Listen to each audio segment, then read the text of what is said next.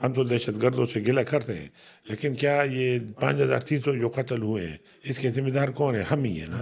دہشت گردی کے مد میں 1365 افراد جو ہیں ہمارے صوبے میں شہید ہو چکے ہیں، اور اگر آپ پولیس رپورٹ دیکھیں نا تو اس میں سے جو رجسٹرڈ FIR ہے قتل مقاتلے کے 302 کے، وہ 5300 ہیں۔ ابھی تک ہم نے تقریباً 2200 دشمنی جو ہے نا اس کو دوستی میں بدل چکے ہیں۔ السلام علیکم ناظرین، میں ہوں شہزاد دورانی اور آپ دیکھ رہے ہیں ڈیلی میدان۔ میرے ساتھ اس وقت قومی اصلاحی تحریک کے صوبائی ترجمان جاوید خان ایڈوکیٹ صاحب موجود ہیں۔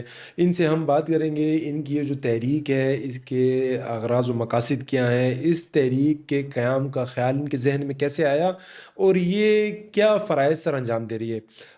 جاوید صاحب، آپ کا ٹائم دینے کا بہت شکریہ۔ یہ مجھے بتائیں، آپ کی جو تحریک ہے قومی اصلاحی تحریک، یہ کیا کام کر رہی ہے؟ قومی اصلاحی تحریک 2014 سے یہ ہم نے ایک پروگرام ترتیب دیا تھا، اور یہ ایک صوبائی سطح پر تنظیم بن چکی ہے۔ 2014 سے پہلے یہ ڈسٹرکٹ میں، ہر ایک ڈسٹرکٹ میں علیحدہ علیحدہ کام کر رہے تھے۔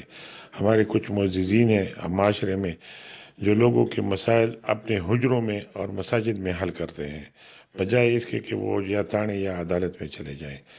تو ہم بھی اسی طرح اپنے اپنے علاقوں میں یہ کام کرتے تھے۔ ابھی تک ہم نے تقریباً 2200 دشمنی جو ہے نا اس کو دوستی میں بدل چکے ہیں۔ ماشاءاللہ، یہ اس عرصے میں جتنا یہ اس عرصے میں، ٹھیک ہے۔ اور یہ پورے صوبے میں ہے، اور اس کی ہم کوئی فیس نہیں لیتے، بلکہ یہ ہم سمجھتے ہیں کہ معاشرے میں ہم نے اپنا کردار ادا کرنا ہے۔ ہم یہ سمجھتے ہیں کہ بھی معاشرے کے ایسے با کردار لوگ جو اس معاشرے میں موجود ہیں، اور ان کے پاس مطلب حجرہ بھی ہے، ان کے استطاعت بھی ہیں، تو وہ آگے بڑھ کر ہمارے تحریک میں شامل ہو جائیں اور اس میں ہمارے ساتھ تعاون کریں، تاکہ ہم اپنے معاشرے سے ان چھوٹے چھوٹے ڈسپیوٹ کو آؤٹ آف کورٹ سیٹل کریں۔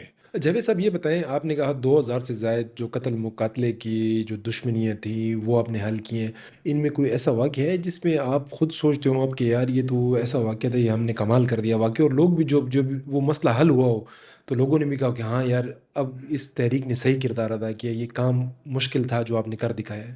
ہر کوئی چاہتا ہے کہ ہمارا مسئلہ حل ہو جائے، ہم نے یہ چیز ایک نتیجہ حاصل کیا ہے، لیکن کوئی درمیان میں آتا نہیں ہے، ٹھیک ہے، کوئی درمیان میں مخلص سالس کا کردار ادا نہیں کرتا۔ سالس کا کردار کوئی نہیں ادا کر۔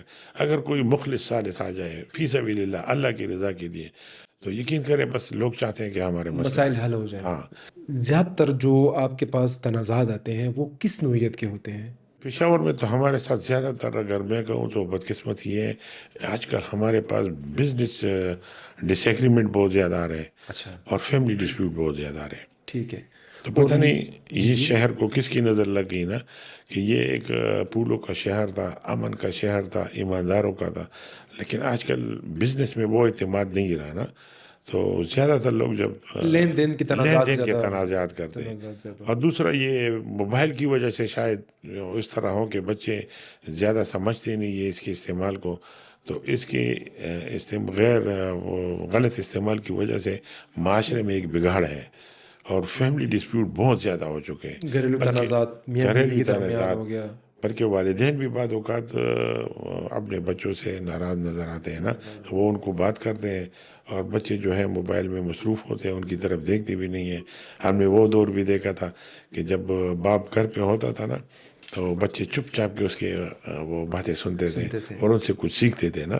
بے شک۔ آج کل ہمیں کمپلینٹ آ رہی ہے کہ باپ بول رہے ہوتے ہیں یا دادا بول رہے ہوتے ہیں، لیکن بچے وہ توجہ نہیں دیتے جو توجہ وہ والدین یا بڑے چاہتے ہیں نا۔ بڑے چاہتے ہیں۔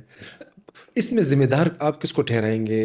یہ موبائل تو چلیں ایک چیز ہے، جدت آ رہی ہے، اب اس کے استعمال پہ ڈیپینڈ کرتا ہے کہ آپ اس سے مثبت طریقے سے اس کو استعمال کرتے ہیں، اس کو منفی استعمال کرتے ہیں، تو اس میں والدین کی کس حد تک کوتاہی ہے یا کتنی غفلت ہے کہ بچے ان سے دور چلے جا رہے ہیں؟ ہاں جی بالکل، اس میں ایک میں سمجھتا ہوں کہ سب ہم ذمہ دار ہیں، والدین بھی ذمہ دار ہیں، کہ والدین کو بھی چاہیے کہ دیکھو بچہ جو ہے نا، یہ میں نے اپنے استاد سے سنا تھا کہ 7 کلاس تک بچہ آپ کی ہر ایک بات مانے گا، اور 7 سے 10 تک جو ہے نا وہ یہ کچھ نہ کچھ چاہے گا اپنی مرضی کا، لیکن پھر بھی آپ کی بات مانے گا۔ لیکن یہ جب 10ویں جماعت تک پہنچ جائے گا اور پاس کرے گا نا، کالج تو میں جا کے اس کی عادتیں کالج میں بدل جائیں گی۔ تو پھر یہ اپنی مرضی کو تھوڑا بہت استعمال کرنا کا وہ ہو جاتا ہے نا۔ تو ہمیں چاہیے کہ بچپن سے اپنے بچوں کے ذہن میں یہ باتیں بٹھا دیں، یہ اسلامی تعلیمات، ہمارے پشتون کلچر کی روایات، ہمارے پشاور کلچر کی روایات جو ہے نا، یہ بڑے مہذب ہے۔ تو ایک تو یہ ہے، دوسرا یہ ہے کہ ہمارے تعلیمی اداروں میں بھی ابھی وہ اساتذہ نہیں ہے نا، کہ اساتذہ کی بھی ذمہ داری ہے جو تعلیم، کردار سازی کر سکے جو صحیح کردار طریقے سے، سازی صحیح کرے۔ طریقے سے ہم ہاں، کہیں گے، صحیح ہم یہ نہیں طریقے سے، کہتے کہ کردار سازی نہیں کرتے اساتذہ، وہ پورا منائے جائیں گے، لیکن جو صحیح طریقے سے کردار سازی ہونی چاہیے بچے کی اس طرح نہیں ہو رہی۔ اس طرح نہیں ہو رہی ہے نا، کیونکہ ہم نے خود یہ سرکاری اسکولوں میں پڑھا ہے، اور ہم استاد سے بہت ڈرتے تھے، استاد ہمیں مارتے تھے، اور یقین کرے اس مار کو ہمارے والدین قبول کرتے تھے قبول کرتے بے کہ شک، بھئی ٹھیک ہے، اگر استاد نے مارا ہے تو آپ نے کچھ غلطی کی غلطی ہوگی کی نا۔ ہوگی۔ میں نے یہ بھی دیکھا ہے کہ بھئی آج کل اگر کسی بچے کو ڈانٹ پڑتی ہے یا مار پڑتی ہے تو اس کے والد بڑے غصے میں استاد سے پوچھتے کہ کیوں میرے بچے کو مارے؟ بھئی پہلے تو انہیں سوچ لو نا، کیوں مارا ہوگا، یا سبق یاد نہیں کیا ہوگا، یا کوئی بدتمیزی کی ہوگی۔ بدتمیزی کی ہوگی۔ تو اگر آپ کے بچے کے کردار کو بہتر بنانے کے لیے اساتذہ تھوڑے سا سختی کریں تو ان کے ساتھ آپ ایک تعاون کرنا دوستانہ چاہیے، تعاون کرنا تعاون چاہیے۔ جی بالکل۔ کرنا۔ جاوید صاحب، جیسا کہ ہم نے آغاز میں ہی کہا کہ ہم بحیثیت پختون، اگر جو ہمارا کلچر ہے جو ہے، ہم پختون لوگ جو ہیں وہ جذباتی ہیں، ہم انجام کا سوچے بغیر قدم اٹھا لیتے ہیں۔ تو نواحی علاقہ جات میں جذباتی لوگ زیادہ ہیں، تو ادھر کس نوعیت کے جو تنازعات ہیں وہ آپ کے سامنے آتے ہیں؟ ادھر سر جی پیریفری میں جتنے بھی ہیں نا، قتل مقاتلے کے تنازعات بہت زیادہ ہیں۔ قتل مقاتلے کی وجوہات کیا سامنے آئی ہیں؟ وجوہات یہ ہماری جو یا وراثتی ہوتی ہیں، یا ہمارے جو مشترکہ خاندانی سسٹم ہوتا ہے نا، تو بدقسمتی سے ہم اس کو بر وقت حل نہیں کرتے۔ ٹھیک ہے۔ ہاں، اگر بر وقت حل ہو جائے تو میرے خیال میں یہ مسائل نہیں ہوں گے نا۔ تو ایک تو مشترکہ خاندانی مسائل جو ہوتے ہیں وہ بھی حل نہیں ہوتے۔ اچھا، دوسری وراثت جو ہے نا، اس کو لوگ سمجھتے بھی نہیں ہیں کہ بھئی شریعت میں وراثت کی ڈیفینیشن کیا ہے۔ بس ہر ایک نے اپنا اپنے وہ مرضی کا وہ شریعت بنایا ہوا ہے، بنائے ہوئے ہیں، جس میں اس کو فائدہ ہو وہ بات اس کو اچھا سمجھتے ہیں، جس میں اس کو فائدہ نہیں ہو تو وہ اس کے نظر انداز کر اس کو لیتے نظر ہیں۔ انداز کرتے اور ہیں۔ اگر میں آپ کو بتاؤں کہ بھئی صرف 2024 میں نے جہاں پر ریسرچ کیا ہے نا، تو دہشت گردی کے مد میں 1365 افراد جو ہیں ہمارے صوبے میں شہید ہو چکے ہیں۔ ٹھیک ہے۔ اس میں پولیس بھی ہے، آرمی بھی ہے، سول یہ سوسائٹیز بھی ہیں۔ 2024 میں 1365 1365۔ ٹھیک ہو گیا۔ اور اگر آپ پولیس رپورٹ دیکھیں نا، تو اس میں سے جو رجسٹرڈ FIR ہے قتل مقاتلے کے 302 کے، وہ 5300 ہیں۔ اچھا، یعنی دہشت گردی کے باعث ہمارے جو شہری ہیں، ہماری عوام ہے، وہ اتنی زندگی سے ہاتھ نہیں دھوئے انہوں نے جتنا دشمنی کی وجہ سے وہ لقمہ اجل بنے ہیں۔ جتنا آپس میں ہم ایک دوسرے کو مار رہے ہیں، ہم تو دہشت گردوں سے گلہ کرتے ہیں، لیکن کیا یہ 5300 جو قتل ہوئے ہیں اس کے ذمہ دار کون ہے؟ ہم ہی ہیں نا۔ اور اس کی وجہ کیا ہے؟ یا تھوڑی سی زمین ہوگی یا تھوڑا سا جائیداد ہوگا نا، تو زمین اور جائیداد کے لیے انسان کو کیوں بھول جاتے ہو؟ یہ تو سب چیزیں ہم سے رہنی ہے نا۔ رہنی ہے۔ ہاں، بحیثیت قومی اصلاحی تحریک کے ترجمان اور ایک سینئر قانون دان کی حیثیت سے آپ ہمارے جو دیکھنے والے ہیں ان کو کیا پیغام دینا چاہیں گے؟ جی بالکل، ہمارا تو یہی پیغام ہے کہ بھئی آپ اپنے معاشرے کو خود ٹھیک کرنے کے لیے، درست کرنے کے لیے آپ اپنا کردار ادا کریں۔ انسان کوئی بھی جو ہے نا وہ پیدائشی طور پر وہ کمزور نہیں ہوتا، پیدائشی طور پر وہ ذہین ہوتا ہے، پیدائشی طور پر وہ پرامن ہوتا ہے۔ ہم معاشرہ اس کو بگاڑ دیتے ہیں۔ اگر آپ کے علاقے میں کوئی بندہ ہے، قابل ہے، غریب ہے، اور پیسوں کی وجہ سے وہ تعلیم سے رہتا ہے، تو آپ اس کو سپورٹ کریں، کیونکہ یہ بندہ اگر کل ٹیلنٹ کی وجہ سے اوپر آ جائے گا تو آپ کا سسٹم بھی ٹھیک کر لے گا اور آپ کا معاشرہ بھی ٹھیک کر لے گا، اور آپ کی آخرت کے لیے بھی کچھ نہ کچھ بن جائے گا۔ اور آپ کی آخرت کے لیے بھی کچھ نہ کچھ بن جائے گا نا۔ تو یہ سسٹم جو ہے نا، یہ یقین کرو یہ اسلام کا سسٹم ہے۔